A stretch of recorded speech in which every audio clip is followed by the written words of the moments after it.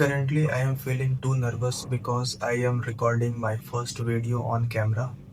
मैंने पहले भी सोचा था कि कंटेंट क्रिएट करूँगा, एक अपना भी अच्छा कम्युनिटी बिल्ड करूँगा,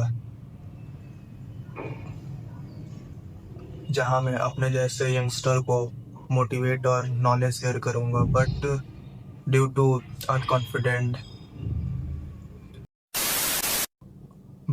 टू अनकॉन्फिडेंट इनसिक्योरिटी एंजाइटी की वजह से कि लोग क्या कहेंगे, इस चक्कर में स्टार्ट करना तो दूर, मैंने सालों बर्बाद कर दिया इस चक्कर में। जस्ट थिंक ना यार, लाइक चैट टैग, सारिंगटन, ये लोग भी इतना अच्छा कंटेंट शेयर करते हैं और इनकी तो मैक्सिमम चीज़ें जो जो ये लोग शेयर करते हैं, इनकी जो मैक्सिमम चीज़ें जो होती हैं वो फ्री ऑफ कॉस्ट होती हैं। और मैंने ये भी देखा है कि जो वो लोग चीज़ें शेयर करते हैं वो कई लोग पेड में भी मतलब करते हैं, और इनकी मैक्सिमम चीज़ें तो फ्री ऑफ कॉस्ट हैं। और यहाँ तक मैंने ये भी देखा, वो जो चीज़ें वो लोग शेयर करते हैं, कई लोग तो उसको पेड में शेयर करते हैं।